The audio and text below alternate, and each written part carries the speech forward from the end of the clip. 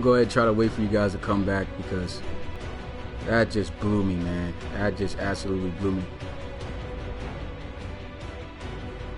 Guys trying to flood and crash my applications. That's why I don't add guys.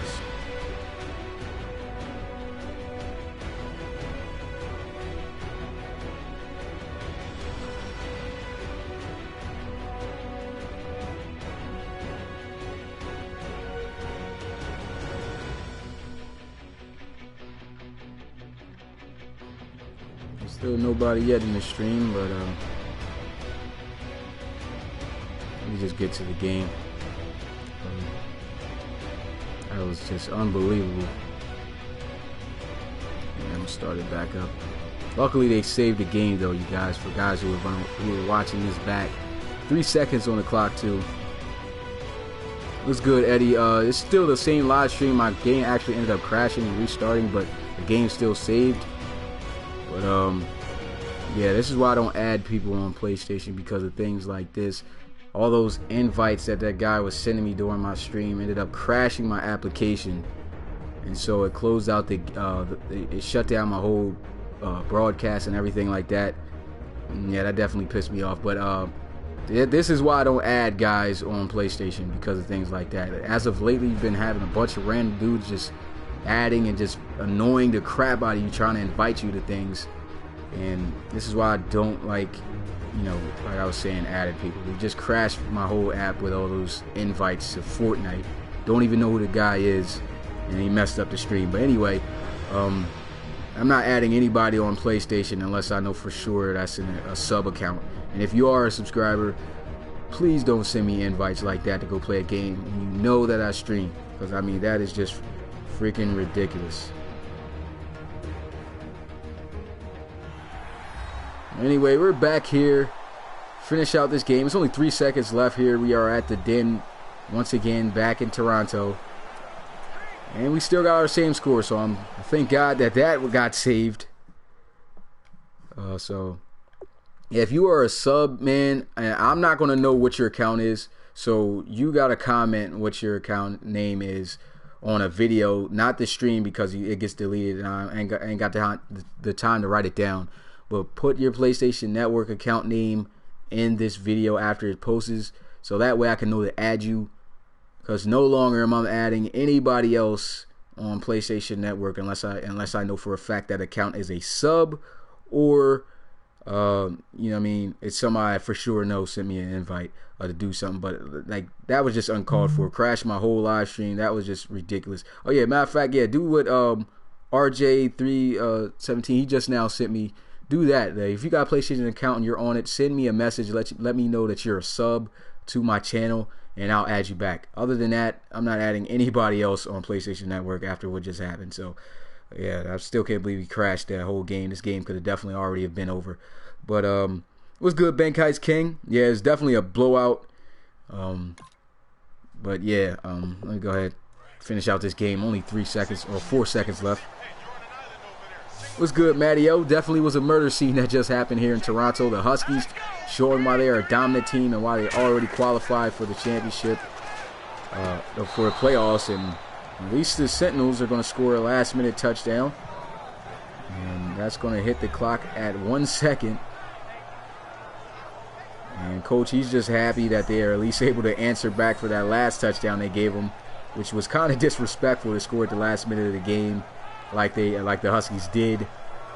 But I guess a good note on the Sentinels half. They score a touchdown right back to end the game, and they end the season, end the game on a good note. And with that extra point to score now, 48-17, and just after this kickoff, that's going to be the end of the game.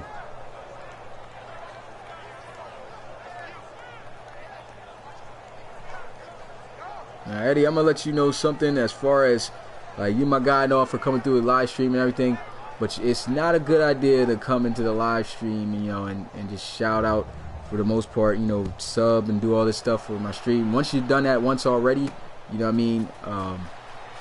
I already gave you a shout out pretty much, letting you know, thanks for coming through. But just for future references, if you try to go to anybody else's stream, that's not going to be a good idea. because most of the time guys kick you out. Well, I'm not going to kick you out, of course. I know what you're trying to do. You're trying to boost up your channel, of course, just like I used to do.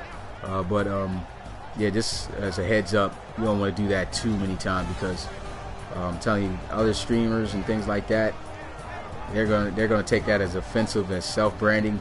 I know I did that one time, and franchise guy who I'm cool with now, I came in one of his streams doing that, and I didn't know about it because I wasn't a YouTuber like that. But once I did that, like I was like, okay, red flag finally came in my head, and I understood what happened. And unfortunately, we don't get no highlights of the big plays that happened because of this crash screen from the idiot that kept sending me all those invites that crashed the last live stream. But the Huskies definitely dominated in this game. You said, is there another stream? Yep, definitely some more streams today. We got 2 more live streams today. The next game is going to be the Celtic Tigers playing. I forget who they're playing though, but it should be a really big game. What's good, Spider Storm? He said, "Oh, I'm late. Oh man, it's cool, man. I got some more streams coming your way. One's going to be at 4 o'clock Eastern, so if you can make that, be sure to come through. Should be a good game. This game was definitely all dominant in direction in favor for the Toronto Huskies. They just dominated on all levels. And yeah, so you say, hey, how do you? Oh, I'm good, Robo. Appreciate you for coming back. And Dogman said, I'll talk to you. All right, man. So go ahead. I'll be sure to add the guys who, like I said, if you are a sub and you've sent me a friend request on PlayStation Network, please send me a message that you are a sub, because I'm not adding anybody, like I was saying for those who just coming in.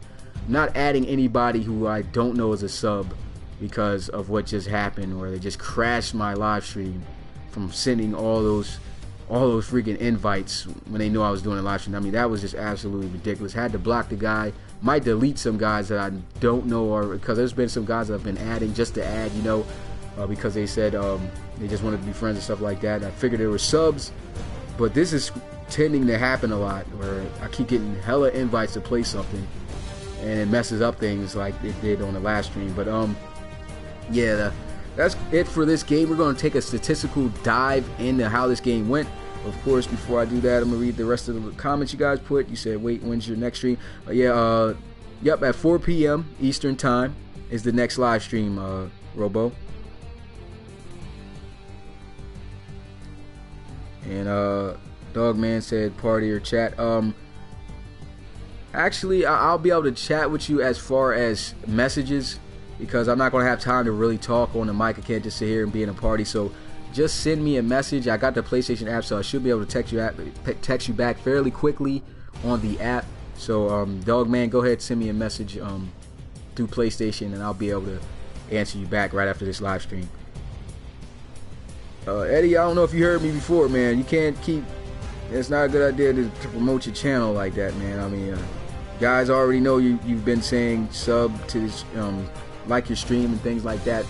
Guys, if they're gonna really like your channel, you want real guys who are gonna like your channel. So, if they like your channel, they're gonna come by and they're gonna leave a like and things like that. But I already gave you a shout out. So, if nobody subbed at that point, I mean, hopefully, you catch it all, boost up, your channel and things like that, and more people will be able to come. But yeah, like I was saying though, I used to do the same thing, man. Not a good idea to keep doing that. Of course, I'm not going to take no offense to it, but I mean, other channels, they're not going to like it. But still appreciate you coming through the live stream though. You said my username on PS4 is Robo2121, so don't remove me. Oh yeah, I ain't gonna remove you, man. If I already added you already, and you haven't been giving me problems, I'm not gonna block you. But like I said, if you haven't added me yet, send me a message and let me know that that you are a sub, and I'll add you back. But let's get into the statistics, man. The Huskies dominated in this game. Brady Hudson didn't have the greatest game, had a QBR of 77.5, was 27 of 43, 27 of 40, excuse me, for 324 yards. He did pretty much have a pretty solid game airing the ball out. He had 67 completion percentage, had 3 touchdowns, but he did throw a whopping 4 interceptions, which is very uncharacteristic of Brady Hudson. And but still he helped his team pull off this victory. Reed Wagner was having himself a pretty rough day as well. He had a QBR of 62.3, 33 of 51, close to 300 yards with 297, and was 64% on completions. 1 touchdown, but he had also a whopping number of interceptions as well with 3. So the quarterbacks really kind of struggled in this game as far as taking care of the ball. And then looking at running the ball, there was no running lanes whatsoever for Orlando. Carlos Leveretti had 17 carries for 19 yards and 1 touchdown. Deshaun McQuarters ran a lot better, 17 carries, 73 yards, average 4 yards a carry, which is what you want your running back to have. And he had a touchdown on the day as well.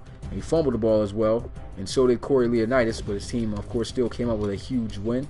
Looking at the receivers, leading in receiving was Dwight Samuel. He had himself 6 receptions for 90 yards and a touchdown. The rookie Tyrese Maxwell had himself a pair of catches for 76 yards, and one of those went for a touchdown on the first opening drive of the game. It was a deep bomb. And then you had Roland Jeffries. He didn't get a touchdown, but he did fairly good at the tight end position for the Orlando Sentinels. 5 catches for 69 yards. And the other guy with a touchdown, Hassan Streeter, had himself 7 catches, 64 yards, and a touchdown. You said, when's the next stream, JP Gaming? The next stream is at 4 p.m. Eastern. Looking at the defense, leading in tackles, we had 3 guys with 11 tackles. Rashard Askew with 11 and 1 tackle for a loss. 11 tackles for the strong safety Asher Conrad for the Toronto Huskies. And 11 tackles for the middle linebacker for the Huskies, Brett Rattay, who was all over the place, and he also had a tackle for loss.